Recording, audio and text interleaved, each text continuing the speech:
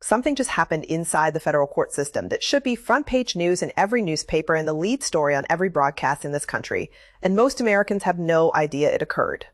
The ATF, the Bureau of Alcohol, Tobacco, Firearms, and Explosives, and the agency that has spent years quietly, methodically expanding its power over law-abiding gun owners, just suffered the most catastrophic legal defeat in its entire institutional history. A federal appeals court looked at what this agency did, examined the rule they constructed, measured it against the law Congress actually wrote, and told them, in plain, unambiguous language, you invented authority that does not exist. You crossed the line you were never permitted to cross, and we are shutting you down permanently. Not in Texas, not in the Fifth Circuit's jurisdiction, everywhere. All 50 states, right now, today. This is the ATF losing the biggest gun law case in its history, and what it means for every single gun owner in America is something you cannot afford to misunderstand. Before we go any further, I need you to do one thing, right now. Subscribe to this channel and turn on notifications. Not because I'm asking you to support me, but because the legal ground beneath your feet as a gun owner is shifting faster than any mainstream outlet is bothering to tell you. Court rulings, agency retreats, new lawsuits moving through the pipeline. These things happen on timelines that do not wait for you to catch up. If you miss the next update, you could be operating under assumptions about what's legal that are no longer accurate. One click, do it now.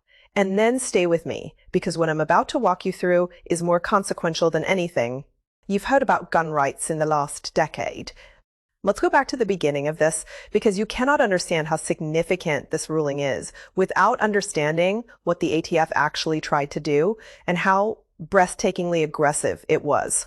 For decades, private firearm sales between two law-abiding citizens were completely legal under federal law in most states. If you inherited your grandfather's hunting rifle and wanted to sell it, you could.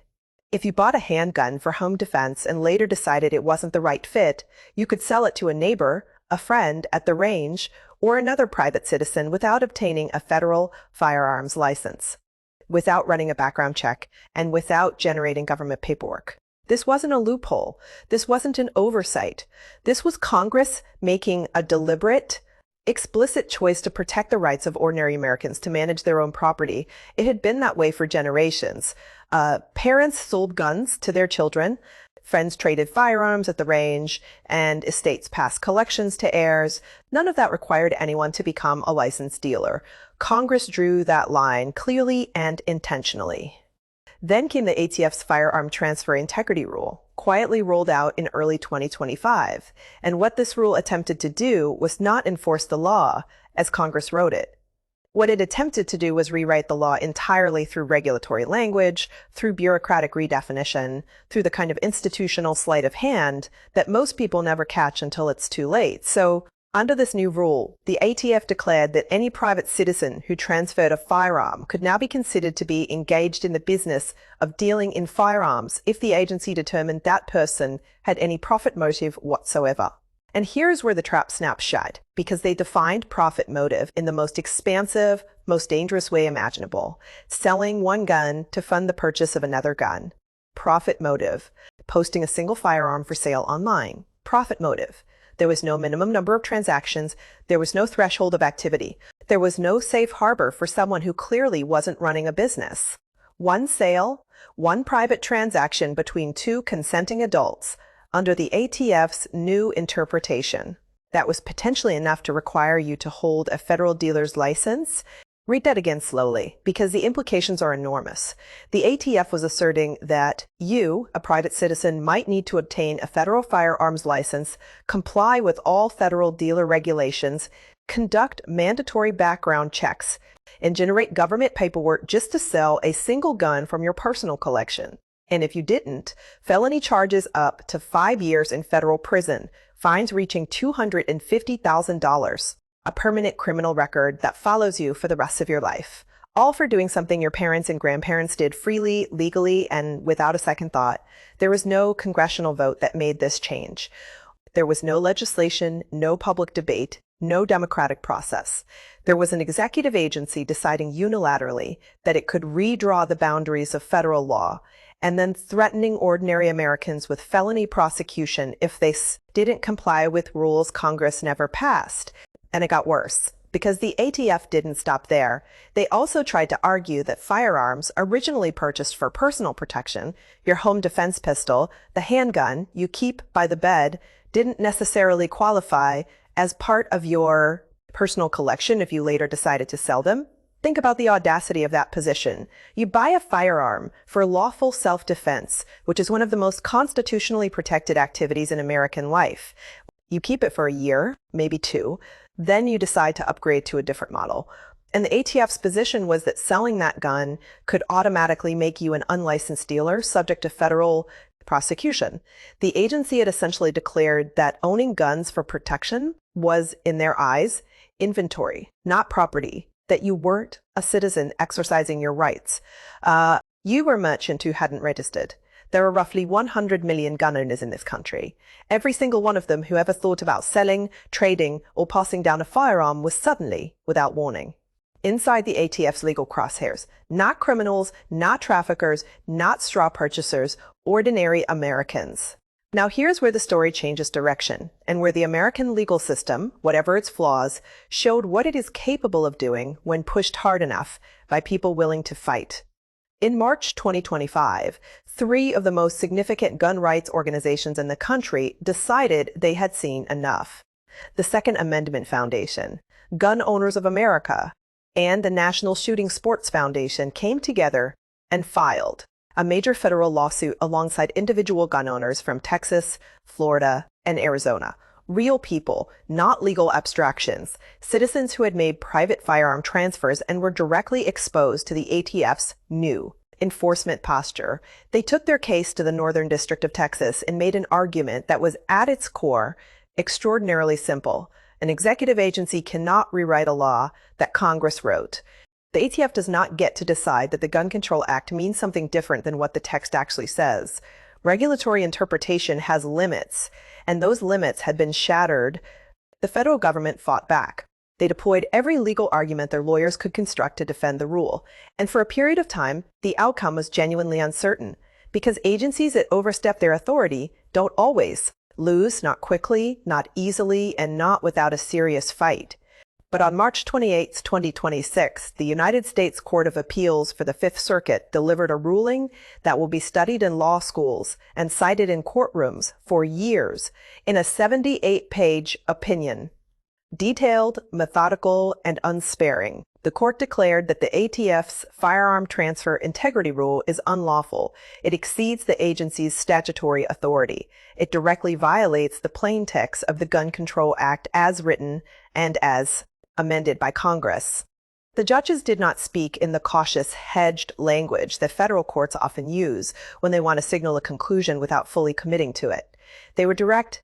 They said the ATF invented authority that does not exist in the statute. They called the rule arbitrary. They called it capricious. They called it an unconstitutional overreach. And then they issued a permanent nationwide injunction against the rule's enforcement, permanent nationwide. Let those 2 words sit with you for a moment, because the combination of them is not routine. It is not standard. It is the most decisive possible outcome a federal appeals court can choose, and the Fifth Circuit chose it deliberately. This is the part of the story I need you to stay locked in for, and it is the part where I want you to share this with someone, a friend, a family member, anyone you know who owns a firearm. What I'm covering right now is not legal theory. It is not hypothetical. This ruling is in effect today, and it changes the legal reality for gun owners in every single state in the union. Hit that share button. Send this to the gun owner in your life who hasn't heard about this yet, because the people who don't know about this ruling are still operating as though the ATF's rule is intact, and that misunderstanding could cost them. When a federal appeals court issues a permanent nationwide injunction, it is not saying the rule needs revision. It is not saying the agency needs to try again with better reasoning. It is saying the rule is finished. It cannot be enforced in California. It cannot be enforced in New York. It cannot be enforced in states with strict gun laws where the ATF might have hoped to find friendly or political cover. There is no geographic limitation. There is no carve-out. The injunction is total, and it applies right now. Let me make this concrete for you, because abstract legal victories mean nothing until you understand how they affect your actual life. Picture a gun owner in Pennsylvania. He has 8 or 10 firearms he has accumulated over the years, bought legally, stored responsibly, used for hunting and home defense.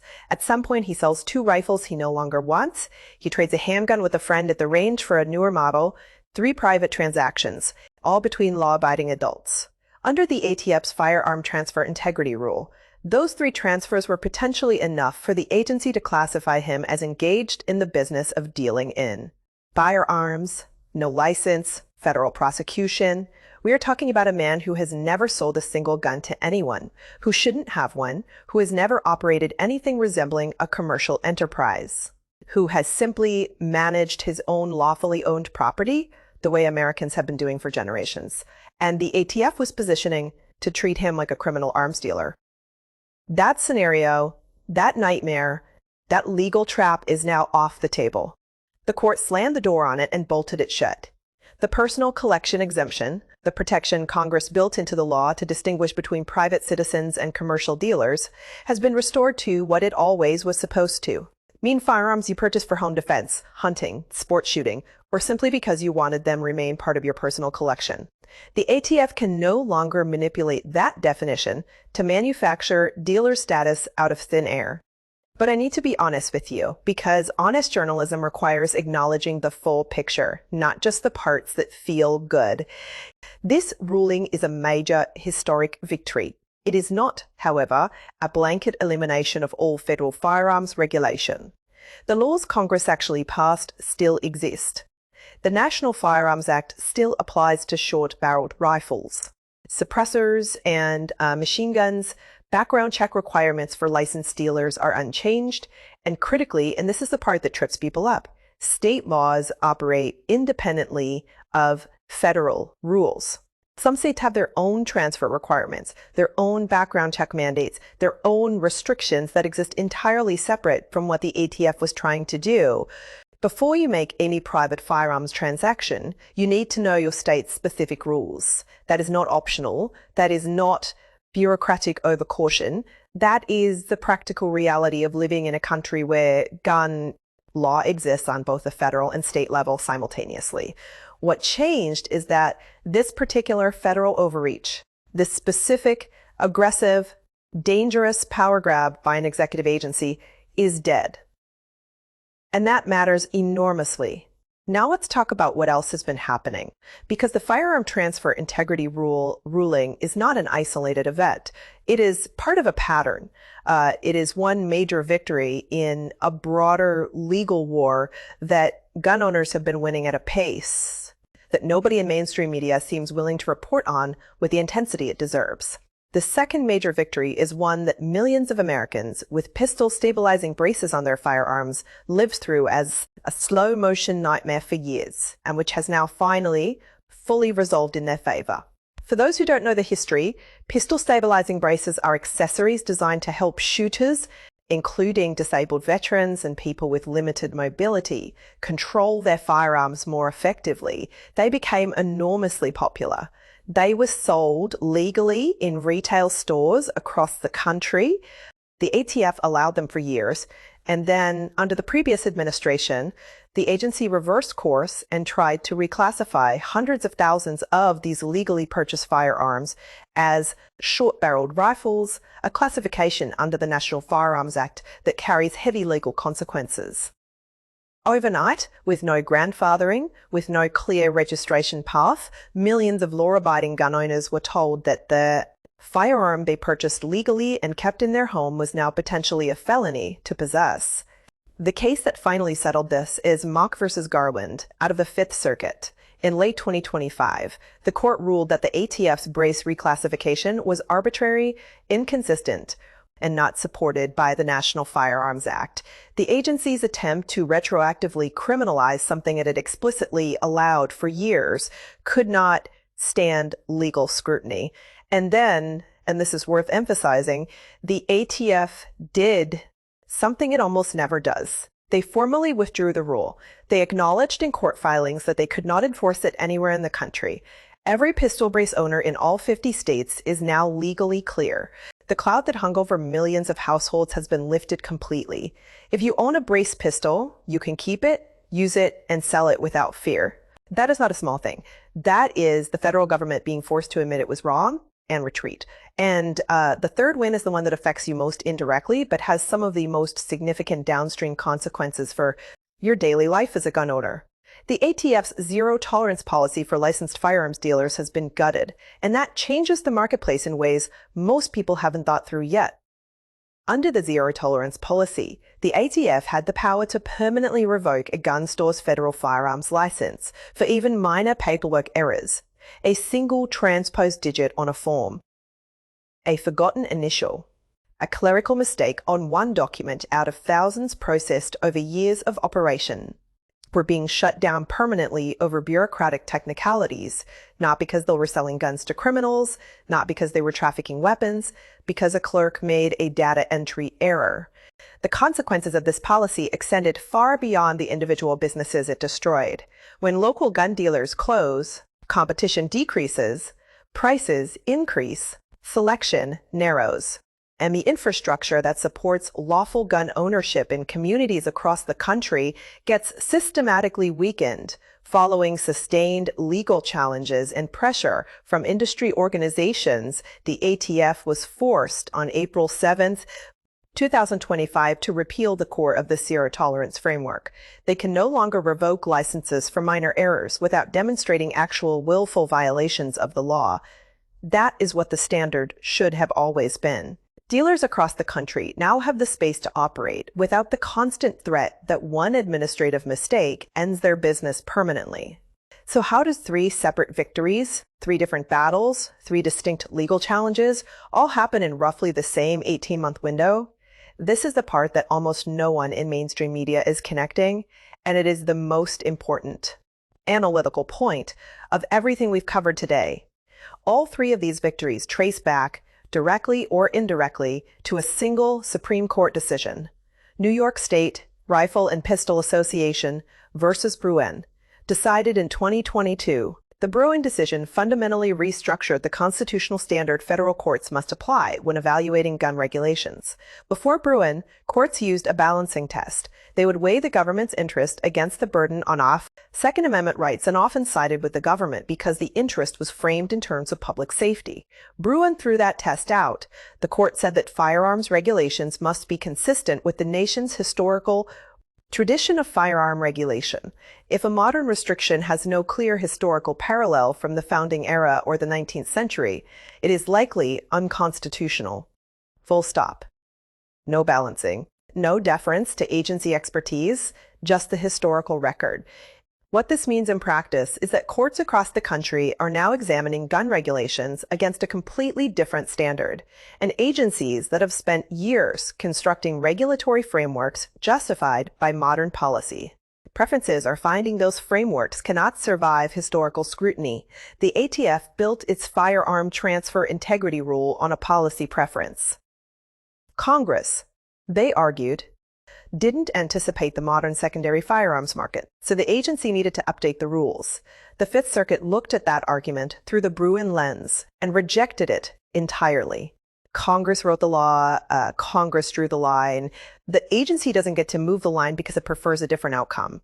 And this is the legal revolution happening in real time, and it is far from finished. Multiple new lawsuits are already working through the federal court system that could challenge foundational elements of the National Firearms Act itself, including restrictions on short-barreled rifles and suppressors that have been on the books since 1934. If even one of those challenges reaches the Supreme Court and succeeds, the legal landscape for gun owners in America would shift more dramatically than anything we have seen in modern history. But here's what I need you to take seriously, and this is the part where I'm going to be completely direct with you, because too many people stop listening when the news is good. A ruling like this one, a victory, this significant, a defeat, this decisive for the ATF. It produces a natural human reaction. Relief, a sense that the fight is over, that the problem is solved, that you can exhale and move on. And that reaction, however understandable, is one of the most dangerous things that can happen to a civil right. Agencies that lose in court do not close their doors and go home. They regroup. They recalibrate. They look for new arguments, new regulatory frameworks, new legal theories that might accomplish the same objective through a different mechanism. The ATF has demonstrated repeatedly over the past several years that it is creative, persistent, and willing to push the boundaries of its authority as far as the courts will allow. This ruling tells the agency where one boundary is. It does not tell the agency to stop looking for others. And in the months ahead, as the legal landscape continues to evolve, as new lawsuits move toward decisions, as the Supreme Court potentially takes up new Second Amendment questions, the gun owners who are paying attention will be the ones who know their rights in real time, not 6 months after a ruling has already changed the ground they're standing on. So here's what you need to do right now, practically, immediately, and specifically. First, document your private sales. Keep a basic record who you sold to, the date of the transaction, confirmation that the buyer was a legal adult. The federal rule is gone, but state laws vary, and some states have their own transfer requirements that are completely unaffected by this ruling. Know your state's specific rules before you complete any private transaction. This is not optional. This is the baseline responsibility of anyone who wants to exercise their rights without accidentally running afoul of a regulation they didn't know existed. Second, and I want you to hear this clearly because it matters in a way that a lot of people underestimate. If an ATF agent comes to your door and starts asking questions about your firearms or your past transactions, you have 5 words to remember, and you need to say them calmly, without aggression, without hostility, and without another syllable following them. I would like an attorney. That's it. Nothing else. You do not explain yourself. You do not justify your past sales. You do not answer questions that seem harmless because you have nothing to hide. You invoke your right to counsel and you stop talking. That one response has protected countless gun owners from saying something that gets twisted, misrepresented, or used against them later. Politeness and silence are not contradictory. You can be entirely calm and still say absolutely nothing that helps them build a case. Third, consider putting real support behind the organizations that are fighting these battles. The Second Amendment Foundation, Gun Owners of America, the National Shooting Sports Foundation. These groups funded the lawsuits that produced the victories we just walked through. They are in court right now, fighting for rights you benefit from, whether or not you are a member. The legal work costs money. The attorneys cost money. The expert witnesses cost money. And the battles ahead, the NFA challenges, the potential Supreme Court cases, the ongoing monitoring of ATF rulemaking, all of that requires resources that come from people who decide that staying engaged is worth something. You don't have to join everything, but supporting at least one serious legal organization fighting these battles is the most direct way to contribute to the legal momentum that is protecting your rights in real time. Here is where I leave you, and I want you to sit with this for a minute before you click away. What the ATF attempted to do with the firearm transfer integrity rule was not a minor regulatory adjustment. It was an attempt to quietly, incrementally, through administrative language that most people would never read, transform 100 million ordinary Americans into potential federal felons for exercising a constitutional right that Congress explicitly protected. They tried to move the line, and they tried to do it without a vote, without debate, and without accountability. A federal appeals court stopped them completely, permanently, nationally. That is what the system is supposed to do when an agency goes too far. And this time, the system worked. Your right to buy, own, and sell firearms from your personal collection is safer today than it was 30 days ago. Pistol braces are no longer a federal trap. Your local gun dealers have room to operate without fearing that one data entry mistake ends their business. And federal courts are, for the first time in a long time, applying the Constitution as a genuine constraint on government power rather than a suggestion agencies can work around when convenient. But none of this protects you if you don't know what happened. Laws move fast. Rulings drop without warning. The legal ground shifts before most people have heard about it.